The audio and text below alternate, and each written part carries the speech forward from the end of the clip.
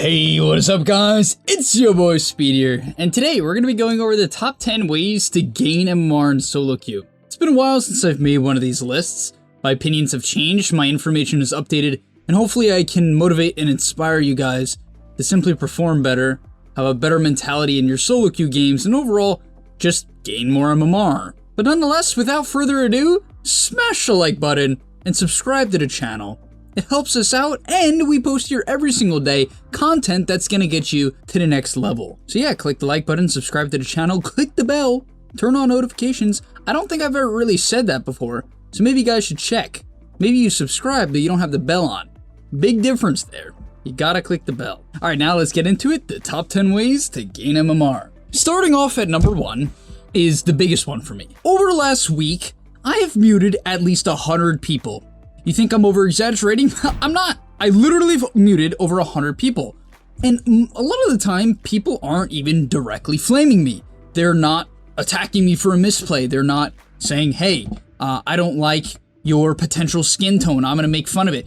It's none of that, right? It's none of that. What they say that really makes me mute people instantly is when people either talk in A, hindsight, or B, they just say random stuff that means nothing to the game and is typically after your team lost a fight. For instance, let me give you an example, okay? You take a fight near the Roshan pit. The enemy Ursa gets the Roshan to 200 HP. Your Trium blinks in, and instead of clicking Overgrowth to disarm the Ursa and get off a good spell to win the fight, he just tries to snipe Aegis, but he doesn't get it. He just dies. Your team loses the fight because there was no Overgrowth, plus a million other reasons.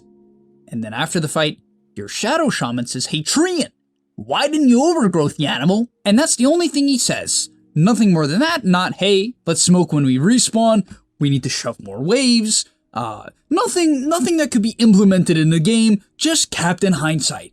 I hate Captain Hindsight, and frankly, if you're Captain Hindsight, you're gonna lose MMR, because people like me are gonna mute you, so there goes the communication, and number 2, you're gonna tilt people. It just tilts people. Alright, now let's get into the second tip. Just make sure the things you say have a purpose. Make sure they give your team useful direction for the future. Don't speak about the past. If they're your teammates in an actual team, maybe. Alright, let's get into point number 2. Point number 2 on the topic of roashing with your boy Ursa. Recently, I just played a Slaughter game. I posted that to the website. It was a Slaughter Smurf game. And I got my team to roash at minute 17. Now you might be saying, oh, great job, Speed. You played Slaughter and you decided to Roshan. You're incredible. You really deserve to be high MMR. But it goes a step further than that.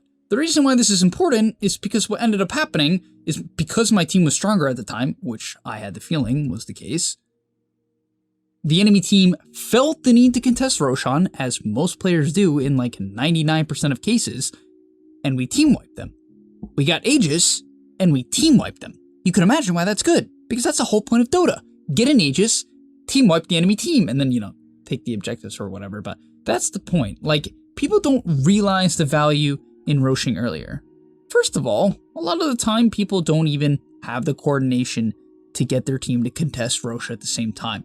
So if you do manage to smoke a couple of teammates, 3, 4, hopefully 5, into the pit at minute 15, 17, 20, you're gonna kill Roshan basically with any hero pool, because Roshan's not as strong as people think. That's the first thing I'll say. It's really not. It's really, really not.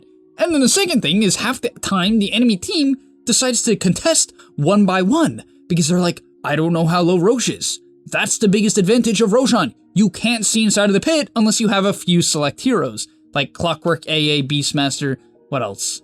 Like Visage maybe, Treants, some units, but people forget to do that even then. And so as you can see, there's so many benefits to roashing earlier. Just do it. You call the smoke, buy smoke, call the rosh. If your team gets a pick off top, tell them to rosh. If your team is just farming top next to rosh and you're playing, what, Dire? Radiant? I'm forgetting. Just tell them to rosh. Point number 3! This one, I've actually been saying in videos quite a lot, and I'm really, really passionate about this one. I am really, really passionate about this. If you are a support player, and the clock hits minute 10, what do you do? If you didn't instantly snap and say Tome of Knowledge, that's a problem. It is a problem. I would rank Tome of Knowledge at the top 5 items. It's up there with Smoke, wards, I don't know, magic wand, boots, TP, Tome. It's in the same category.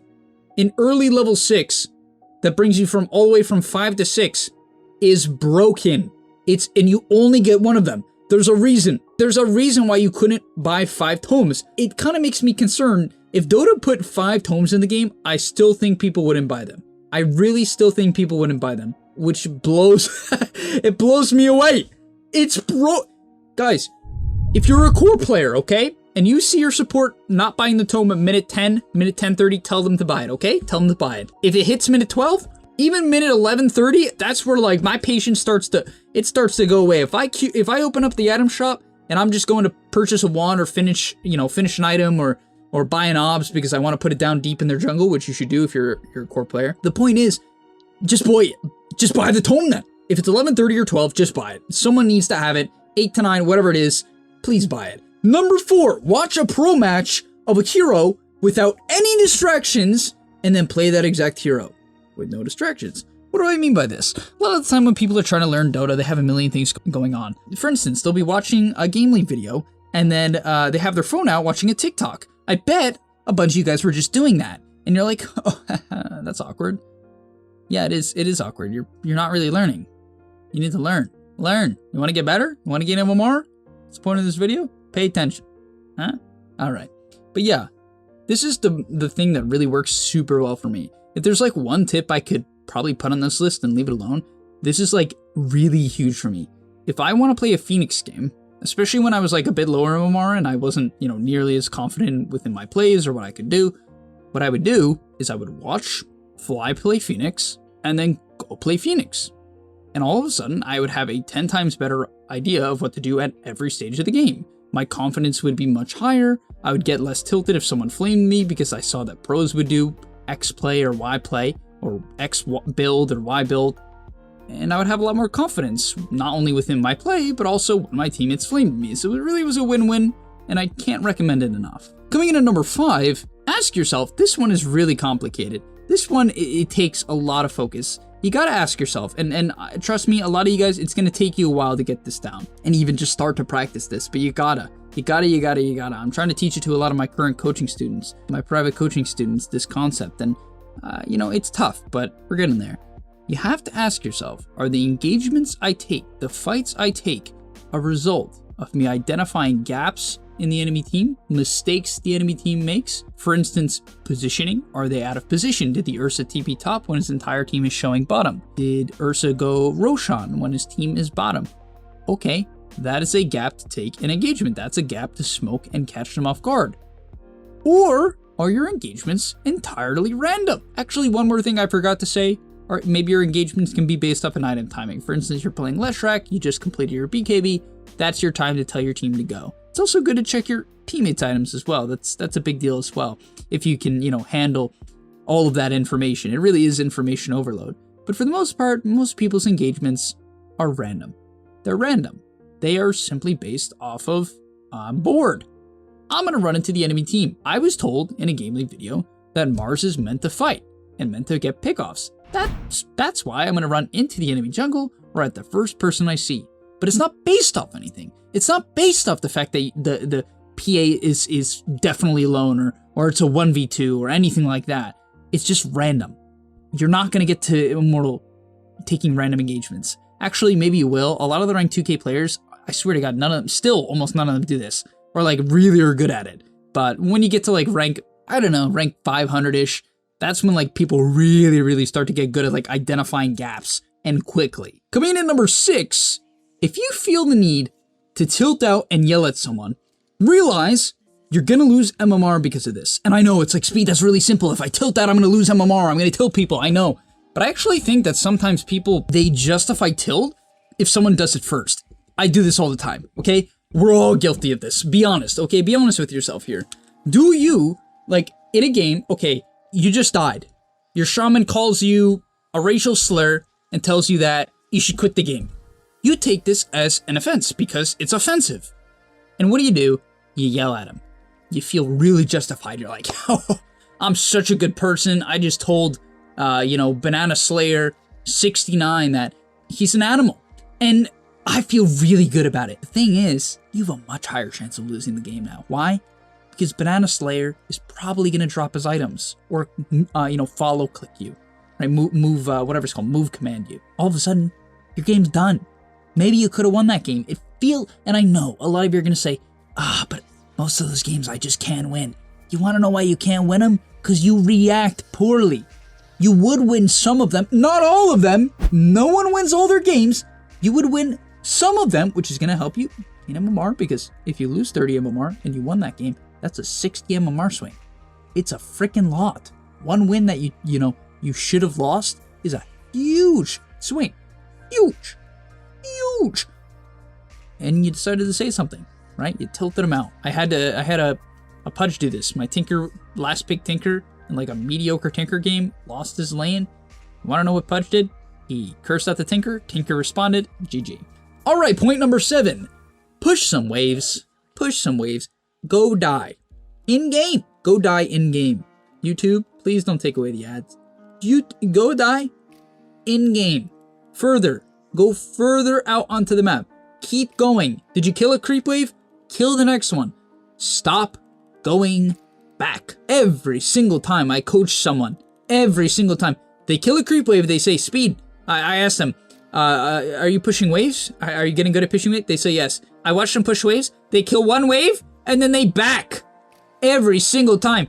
You cannot back after every wave. That means you're not looking at the map. I know you're not looking at the map because the people who just back after every single wave are the people not looking at the map. Or the people who don't understand that, hey, maybe another creep wave is coming. That's fair too, right? Obviously, there could be different reasons in Dota, but it's usually a combination of that. They're not looking at the map, so they don't know who's coming. And on top of that, they don't think like, oh, the next creep wave is there in 5 seconds. 7 seconds. I should push in the wave before I go back. The reason why I say this is it provides vision. It gets you a lot more farm. It allows your teammates to jungle and make plays because you will open up the map. You will make people show deeper on creep waves. When you do get kills, it will actually transition into towers because waves will be shoved in. Most importantly, I know I said it already. I just said it 3 seconds ago. You're gonna get more farm. Guys, in Dota, people don't farm enough. They don't farm enough. All they do is fight. And this kind of combines with point number 5, which is the ask yourself if your engagements are based off something. People don't push in waves because they're too afraid of just missing a fight. You won't miss as many fights if you look at the map, say, okay, a fight probably won't happen because no one's close to one another, or if a fight does happen, it's going to be some pick off of my carry who's not paying attention. I'm going to go push a wave. Or if your team is pushing mid, maybe you shouldn't push a wave and show up if you think something's going to happen and you want to be at that fight. You get the point, right, guys? You have to keep going further. Go further. Even in these, like when I was 6K on the Smurf, people don't shove waves. I'm like the only one doing it to the point where you can do it, right? And it changes the game. On top of that, you get more pickoffs because of it, because you're actually going to be out on the map. There's more plays to be made. Number 8, get a gameleap sub. We post videos there every single day. I'm continuing to try to improve the content I make over there, and you're really going to notice that if you watch those videos and apply the concepts, you'll get better much quicker. So click the link down below. Give it a shot. There's a refund policy if you don't like it. Check out some of Speed's content. I know you're going to enjoy it. All right, I'll see you guys there. Number 9, play the game more. I know this one's simple. I'm ending the video on a couple simple notes. I've given you a lot of points. I'll give you, the gist of all the points again at the end. But number 9 is very basic. Play the game more. A lot of people, they don't have time to play the game. And that's okay. Maybe you have family. Maybe you have kids. Maybe you spend your time watching Jenkins videos. We all make mistakes in life. But the thing is, if you don't play the game more, you're not going to get better. And it is what it is, right? Like, you just have to play the game more. If you want to get to Immortal, you probably need to be playing 3 to 4 to 5 games a day, right? If not more. If you're only playing 3 games a day and you're trying to get to Immortal, you better be watching Dota for a lot of the day as well. And then maybe you'll get there. But it is like that. If you want to get to Ancient, you probably have to play a game or 2 a day. Honestly, in general, I think like 2 games a day is more than enough. As long as you're like watching Dota here and there as well, because I think that's like just as important as playing. If you got 2 games a day in, you can get to a pretty high rank, like Divine. And last but not least, sticking on that note of playing the game, you gotta like the game when you play it. And that's the last point of the video. I know Dota's a struggle, and sometimes we just play because we just lost and we want vengeance. We want to gain that last set of MMR. We lost, I can't end on a loss. If you're in a bad mood, you can end the game on a loss. You can end the night on a loss. I know it's hard. I know. I get it. But you know what's better? Ending on a loss? Going and watching True Sight, getting pumped up, and playing 10 times better tomorrow when you're in a good mood. Probably going to win the game. But yeah, obviously that's not a guarantee, but liking the game, it just lets you learn. If you're tilted, you're not thinking. Your brain's off. It's too filled with, whatever chemical. Testosterone, is that what? No, I don't think so. Doesn't matter. Besides the point, thank you guys so much for watching. I hope you enjoyed my top 10 ways to gain MMR. Here's the quick little rundown of every single one again. Number 1, if you're going to talk, make sure it has a purpose. Number 2, Rosh earlier. Number 3, buy the Tome at minute 10. Number 4, watch a pro match of a hero without any distractions and then play that exact hero in-game. Number 5, ask yourself, are the engagements I take a result of me identifying a gap in the enemy team's positioning or just random? Number 6, if you feel the need to tilt and yell at someone, realize that you will lose MMR because of this. You do not have to yell at people. You're not, saving the world because of it. Number 7, push some waves. Keep going. Number 8, get a game leap sub. Most important. Number 9, play the game more. And number 10, like the game. Thank you guys for watching. I'll see you in the next one. And I'm out. Bye-bye. Peace. And that's all. But remember, before you leave, before you tune out, subscribe to the GameLeap website where we are going to help you get to the next rank. If you're stuck, click the link down below. And I'm out. Peace.